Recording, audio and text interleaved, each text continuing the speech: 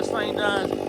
That's the burst fill-up on it. I've already done a few cuts, but running a steel chain, it's had one little nip took off of it. As far as sharpening, I put my grind on it instead of the factory grind.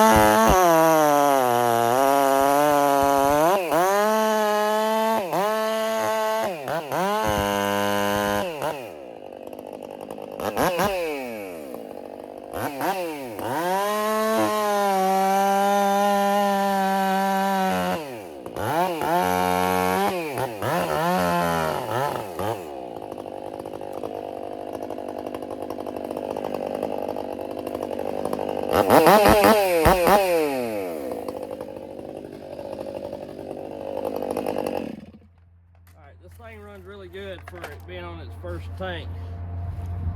Starts good, oil's good. Super impressed with it. Honestly, you know, it's too soon to say. I'm gonna put some tanks on this to see what it's like, but it's probably the even now with it being the first tank on it, probably my favorite 500i I've got now, that I own now. It's right up there with the Aaron A. Lynch 500 and the Ripsaw 500 to me. And I'll know more. I'm gonna do some test cutting with that 309 machine 500i. That 309 machine 500i definitely runs better than stock. But I just don't know. I think it's got more chain speed, but I don't know that they put the torque in it the way Aaron, Buxton, and everybody does, you know. I may be wrong, maybe remembering wrong, or have a different chain set up on it. I don't think so, because I started going pretty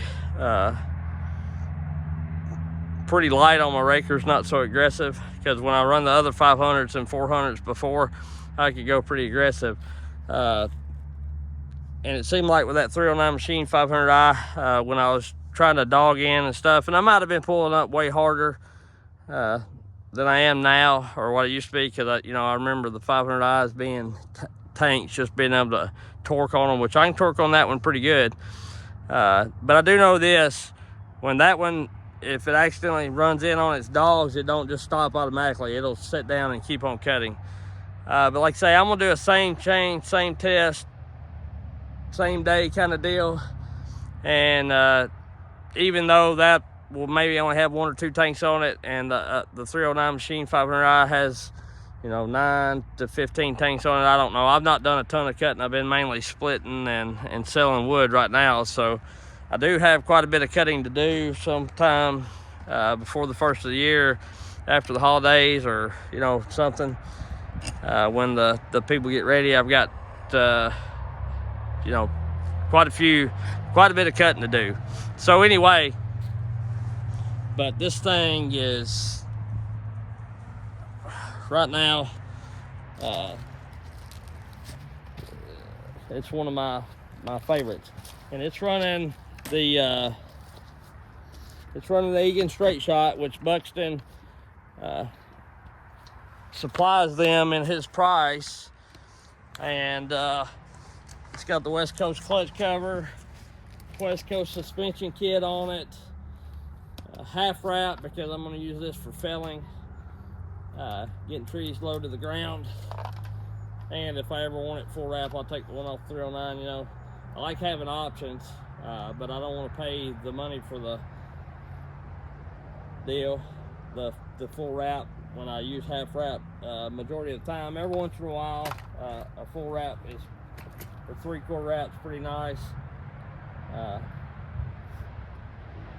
And it's running the West Coast air filter that fits under the cover, the foam filter, where I've got the V-stack and the Exile muffler on the 309, and I don't know if that hurts it or helps it or what, but I just feel like this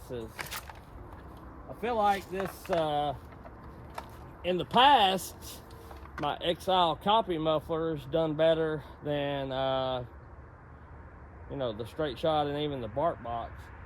So I couldn't see that Exile muffler holding that 309 saw back, and even with that, I still feel like this is a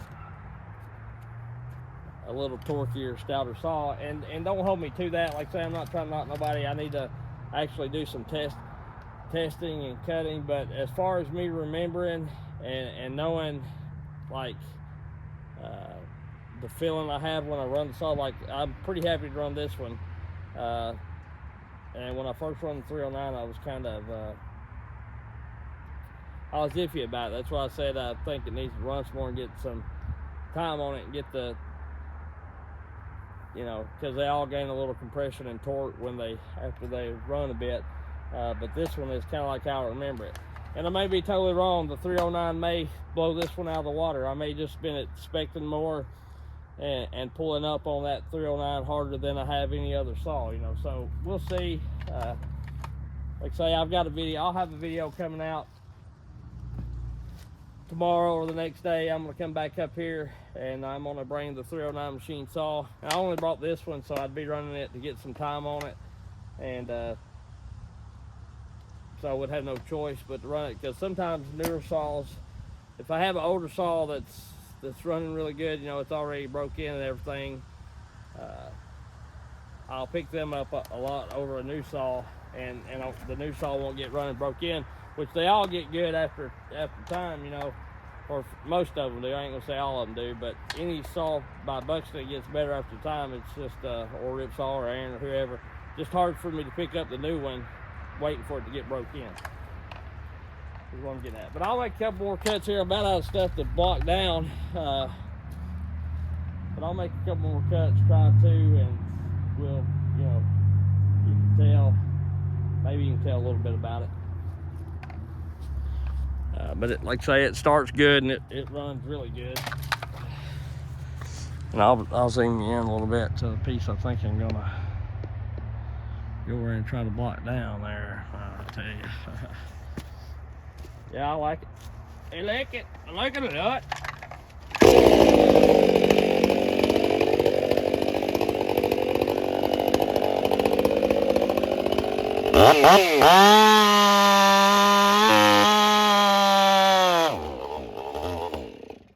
There's the first tank through her. Gonna run clean out of gas. Oh, baby.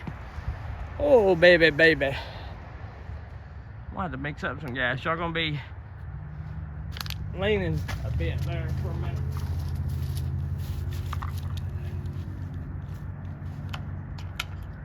Oh yeah, that's one tank through the old girl, huh? Oh yeah.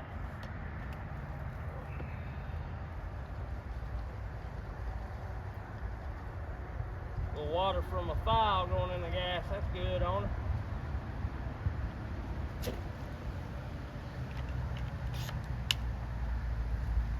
About out of gas. One thing about running them stills, gotta have a little more gas. A little more gas built up for them.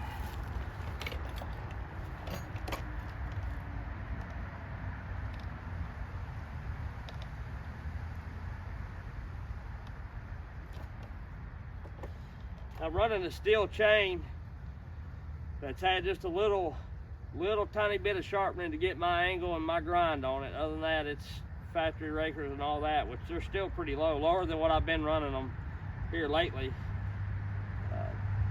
due to my chainsaw sharpening video. But I don't know, man. I want it.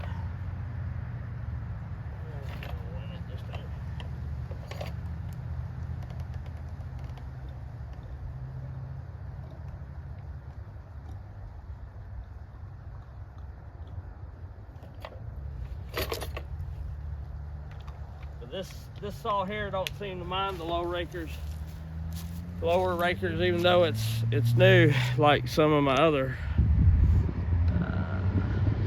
well, like a couple of my other saws do. One mainly. The rest of them pull pretty good because a lot of people that build for me know that I like quite a bit of torque. So.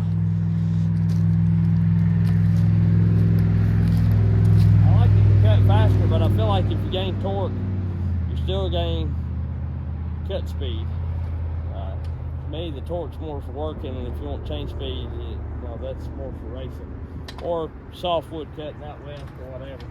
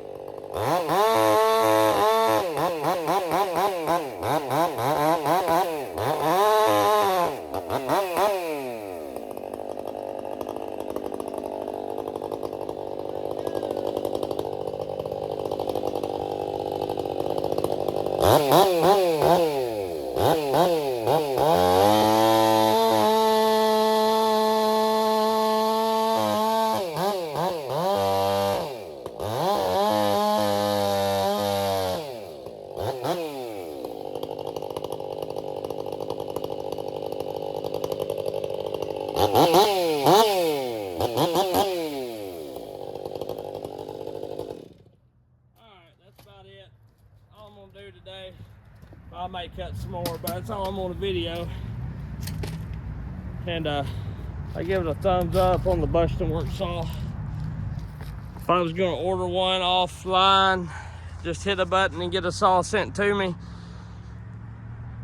which I'm still doing it both ways, and there's nothing wrong with anybody's porting that I've ever had a saw ported for me.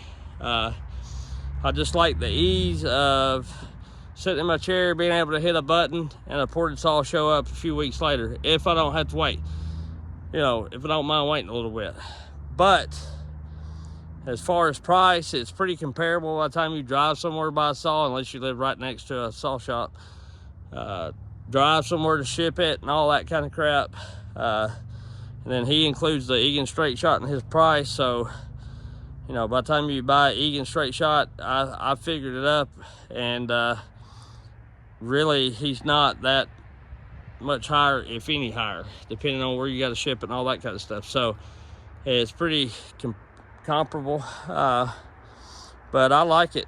And like I say, if I was going to order a saw offline from one of the people that ports online or whatever, Buxton would be the person that I order from. I've got a 572 from him. I've got this 500 from him. I've had a 562. I've had a few different, a couple other saws maybe. Can't remember exactly. A 550. But what I'm getting at is all his saws run right there with anybody else I've ever had port. You know, maybe a little better, maybe a little worse. I don't know. I've not timed them, but what I'm getting at is, you know, he's right there. They're pretty neck and neck is what I'm getting at. So anyway, that's who I would order from. If you don't mind, his weight's not terrible, but it is a little bit. So there's pros and cons to everything. It's just what you want, price point, how long you want to wait, all that kind of stuff. What type of build you want, and I'll get a little bit more of that tomorrow. So anyway, we'll catch you later. I appreciate you. I've got to get the splitter out and bust some wood up, or not. If not, I'm going to be low on the firewood. We'll catch y'all later. Thanks.